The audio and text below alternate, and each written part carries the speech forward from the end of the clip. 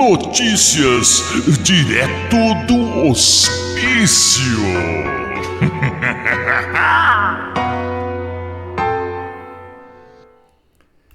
Olá, eu sou Ricardo Manaro e esse é Notícias direto do hospício.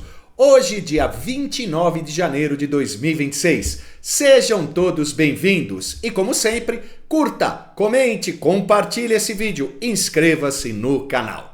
Muito bem, meus amigos, minhas amigas, meus queridos, minhas amadas, meus irmãos, minhas irmãs.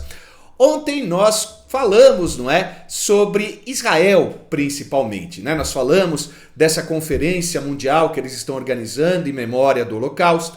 Nós falamos da parceria que Israel tem com o Ocidente, da tradição judaico-cristã, nossos irmãos de fé, de um país que é a única democracia no Oriente Médio, um país que no meio do deserto, com 10 milhões de pessoas, é uma potência econômica, que investe em tecnologia. Então, um país maravilhoso, um parceiro maravilhoso. Não é? E, ao mesmo tempo, a gente sabe, e temos falado do Irã, não é? Que é um dos países que patrocina o eixo do caos, o terrorismo internacional. E até falei, né, que o Irã tem 2 prêmios Nobel da Paz, só que são de dissidentes, pessoas que são perseguidas. Então não tem muita dúvida, não dá para defender o Irã, não é? Mas o fato é o seguinte, né, que o Flávio e o Eduardo Bolsonaro foram convidados a participar desse evento e o Flávio Bolsonaro discursou. Bom, uma coisa importante, né?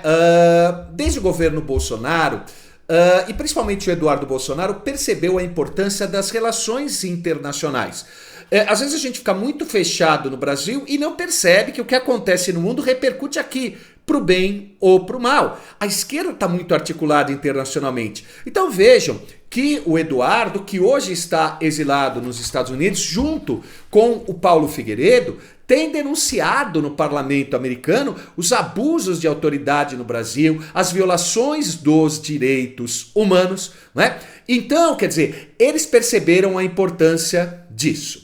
Muito bem, em meados do ano passado, o Jair Bolsonaro, falou que quem seria o seu candidato à presidência, quem vai ser o seu candidato à presidência, é o seu filho Flávio, tá? Para desespero aí do sistema. O sistema sentiu, mas não é o caso da nossa discussão.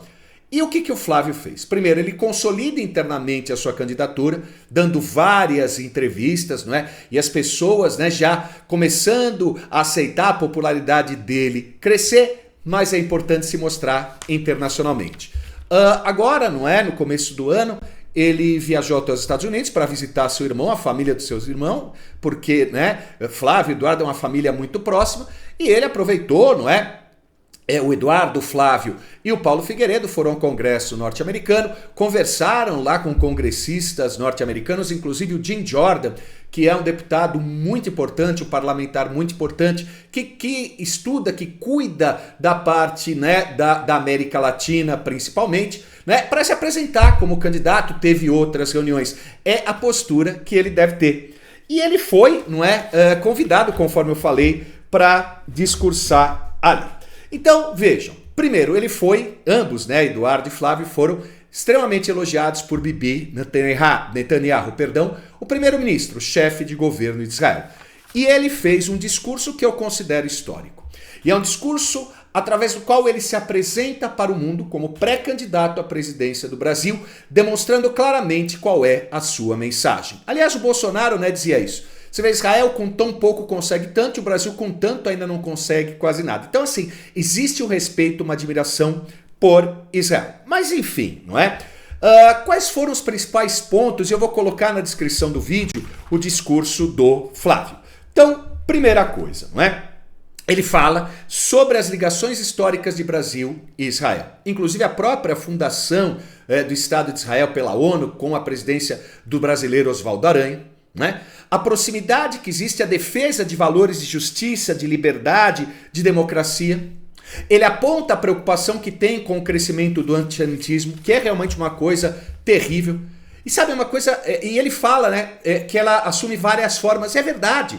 É uma loucura você pensar as universidades, aliás, tem um documentário do Brasil Paralelo sobre as universidades, né, que realmente é chocante, Quer dizer, dos estudantes defenderem o antissemitismo, e não só no Brasil, né? Mesmo nos Estados Unidos é uma loucura. Até homossexuais defendendo o Hamas, sendo que o Hamas executa homossexuais. Então há uma loucura no mundo. Então ele aponta o crescimento do antissemitismo. E aí ele fala do Lula. E fala a verdade, ele não mentiu. Não é? Primeiro, ele fala literalmente que a política brasileira sofreu um profundo fracasso moral com a chegada do Lula ao poder. Falou do Celso Amorim, que é, na prática, o ministro das Relações Exteriores, o principal assessor, o cara que comanda a política externa do PT, não é? Que é o Celso Amorim, que prefaciou um livro que faz elogios ao Hamas, deixando claro em que momento o governo brasileiro de hoje, né, está do lado irando, do lado do eixo do caos. Fala que o Lula é antissemita, e ele é, não só por palavras, por discursos. Aliás, pessoal, é sempre bom a gente ficar de olho nos discursos. A gente não tem muita paciência, mas é importante. Mas também ações do Lula. Por exemplo, o governo brasileiro não reconhece, não é? Por exemplo, o PCC, o Comando Vermelho, que tem alianças com o Hezbollah aqui na América como grupos terroristas. Ele fala com todas as letras, o Flávio, qual é a posição dele? Ele fala, o Hamas não é um grupo de resistência, o Hamas é uma organização terrorista, o mesmo grupo que matou famílias inocentes em Israel no 7 de outubro. Ou seja, ele sinaliza que se for presidente do Brasil, se for eleito presidente, não é? Ele vai se alinhar, não é? Aos Estados Unidos, aos israelenses no combate ao terrorismo, às ditaduras, ao eixo do caos. Ele deixa isso muito claro.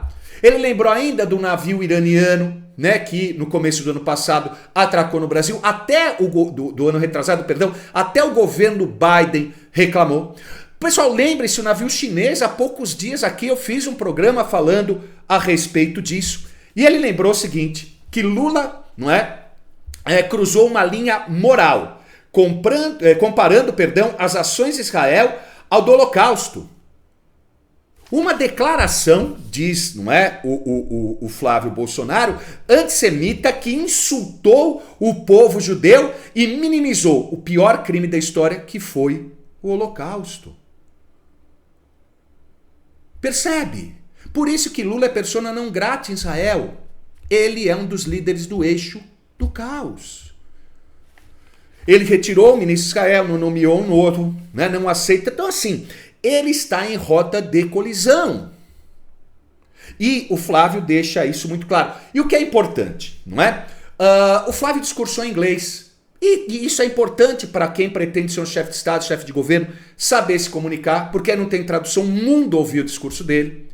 Deixou claro e deixou explícito que o pai dele sofre perseguição política no Brasil. Ou você tem dúvida depois de todos esses escândalos que nós estamos vendo? Quem o julgou? O advogado do Lula, um cara que o processa, o Dino, o Moraes. Se percebe? Então, isso fica muito claro aos nossos olhos e aos olhos dele. E, não é? O final, ele fala do acordo de Isaac, que o Milei, né, tem com Israel, com os Estados Unidos, para defender a região da tríplice fronteira, Brasil, Uruguai, Argentina, que ele vai cooperar com isso. Mas o final, né, do discurso dele é maravilhoso. E é muito claro, porque não é um discurso, né, é um discurso para nós brasileiros ouvirmos e começarmos a acordar. O Brasil deve escolher um lado nessa luta global, do eixo do caos e da tradição judaico-cristã, que é uma guerra, não é só política, econômica, é uma guerra espiritual e cultural. Mas seguindo, Israel está na linha de frente das democracias contra a barbárie. Por que barbárie? Colocar a criança no micro-ondas na frente do pai e da mãe, o que eles fizeram do Hamas no 7 de outubro. Brasil deve apoiar Israel, o povo de Israel e democracias que lutam contra o terror sem desculpa. A história está assistindo e a história não perdoa quem fica em silêncio. Portanto, não fiquemos em silêncio. O mundo está mudando. O Ocidente está acordando. O Brasil tem uma oportunidade histórica, não é, para entrar novamente nos trilhos e termos o início de um caminho longo, mas nós temos que iniciar de progresso, de liberdade. Não é? Não parar, não precipitar, não retroceder. A minha gratidão a todos vocês. Fiquem todos com Deus. Espero ter deixado essas coisas claras, não é?